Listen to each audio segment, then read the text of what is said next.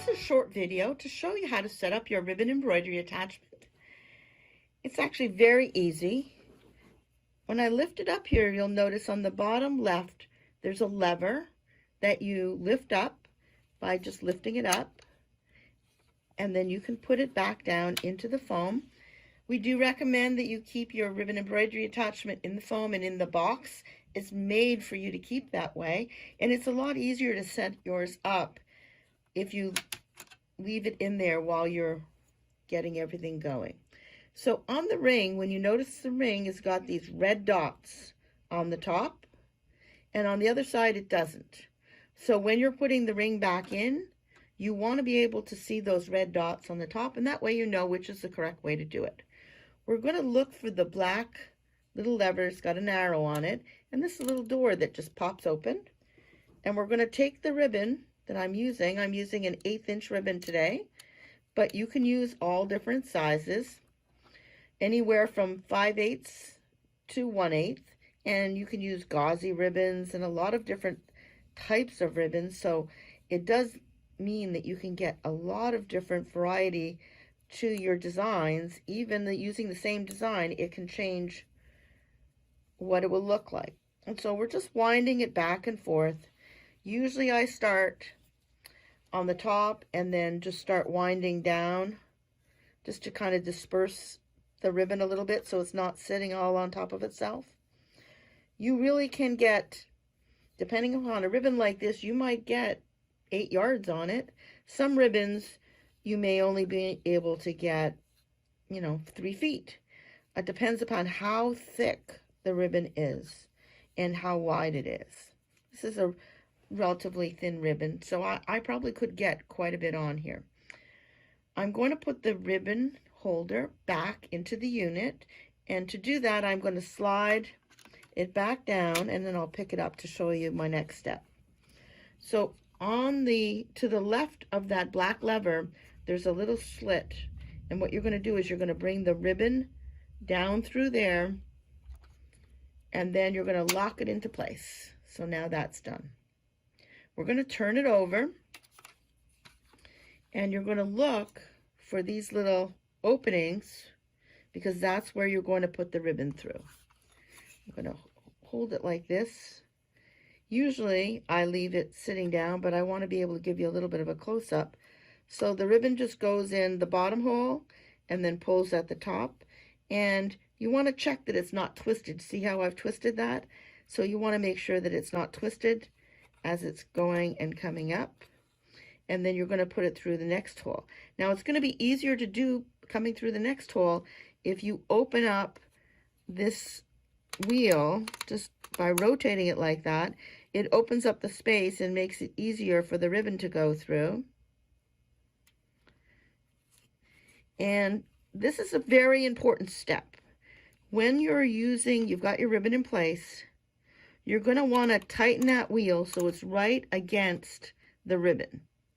If you don't do that, when you start stitching, the ribbon can move from one side to the other, and instead of the stitching being right down the center, it will move one way or the other. And if it happens to you, then you know what you've done. So it's pretty easy to solve it. You just come back in and make sure to tighten up that wheel.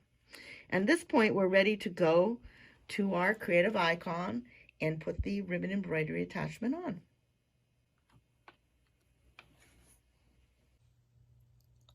So I've loaded my design. I'm using a cute little fish design that I got from my Sonnet library. And I think it's a really good idea to wait until you're in the embroidery stitch out screen before you put the accessory on, because you need to have the hoop in place and the needle threaded before you put the ribbon embroidery accessory on. So I'm going to move to embroidery stitch out.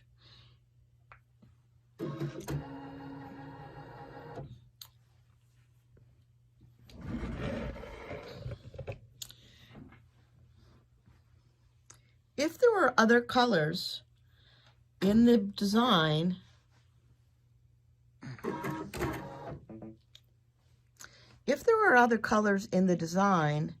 you would start the stitching using your 60 dynamic spring foot, and when you came to the color that was a ribbon embroidery, then you would put the ribbon embroidery attachment holder in place.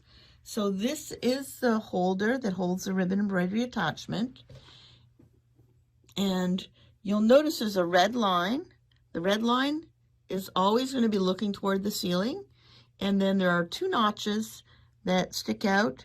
Those prongs are going to hold the ribbon embroidery attachment. They should be facing toward the right side of your machine. When you're putting the holder on, it's easier if it's in the highest position. And I'm going to start the screw.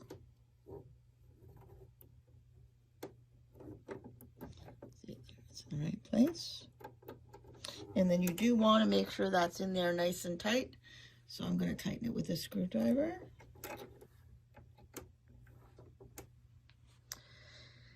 Now we're going to put our hoop on. So it's time to put the ribbon embroidery attachment on. Before we look at doing that, we're going to check and see what the position is for our height of our ankle. We're going to not want it in the highest position. There's the highest position. So I touch that button one more time, and now it is coming down. That way the ribbon embroidery attachment will go on without an issue. So when we look at our ribbon embroidery attachment, we're going to start by lining things up.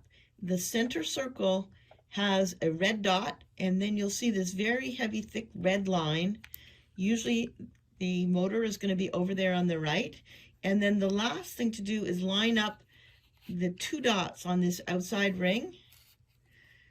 All three of those should be lined up together. And that way they have a little bit of a recessed area which allows the needle to go through. So once you've got those lined up, you're going to put the ribbon embroidery attachment behind. It's going to sit like this. Let me get in a little closer for you. It's going to sit at an angle, and you're going to pull it through, and you can see the needles going through and nothing is being touched. And then you're going to straighten out the angle of the ribbon embroidery attachment so that it's on those two prongs, and pull it forward on both of them so that they are in place where they need to be. The next step is to plug in the attachment's micro USB. So this goes into the back where the Sensormatic buttonhole foot goes, and you plug it in. And when you do that, you're going to get a message on the screen that your machine needs to calibrate. You're going to touch OK to let the unit calibrate. And that noise is normal. It will make noise like that as it's working too. So just know to expect that. There is a tail of the ribbon that's hanging out right now in the back. I'm going to go and bring it over to the right. I recommend that you leave a tail long like that when you're starting. And this at the last moment, which is right now before you start, then you can turn this and it will pull the ribbon back in so that you don't have any waste. It's much better to do this than to leave too short of a tail. And then when you're set up and ready to go, the ribbon has come out of the holder underneath and you've got to take it off and start again. We're ready to touch the start button. And when we do, as the stitches are happening, you're going to notice that the ribbon embroidery attachment will rotate left and right, and that is what it's supposed to do. So when I press the start button, there we go.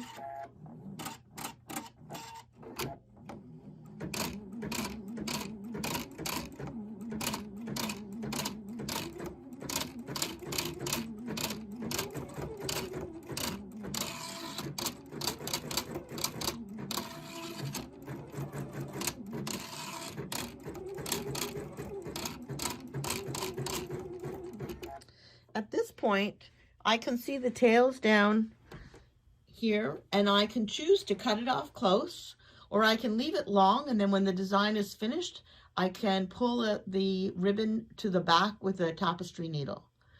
I'm going to let the design finish stitching out, and then I'll come back when we're finished and show you how to take off the ribbon embroidery attachment.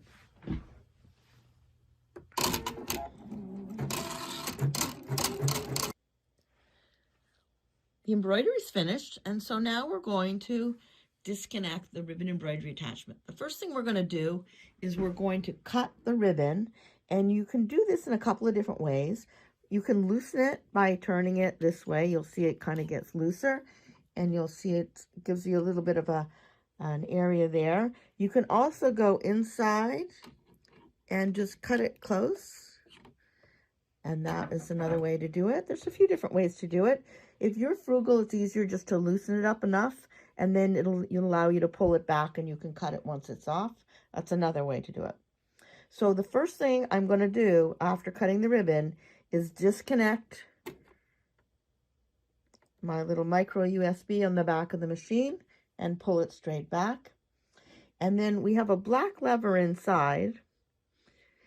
We're going to push that and it'll pull completely back and straight. But before we do that, the last thing we need to do before we do that is check and make sure that this accessory is not in, the ankle is not in the highest position. So I'm going to touch it. There, see that? It lowered it down. You don't want to have it into the highest position because when you pull it out, the needle will come across that black wheel in the center and scratch it. So once you have been able to move it back like that, then what you're going to do is you're going to push the black lever, pull it straight back, and then you're going to put it down. Now you notice here we have the same red dot, the red line, and we want to have those two red dots on the outside of the wheel lined up too before we pull it back out from the back like that. So here's my finished design. The fish turned out pretty cute. I've used a little bit of a purple glittery ribbon, but here's another example of the exact same design. And what I've done is I've used Angelina fibers underneath as an applique, and that creates a completely different look. In my next video, I'm going to show you how I've used this design, and I think you're going to be really amazed at what we can do with ribbon embroidery. So have fun, give it a try. You're going to love it.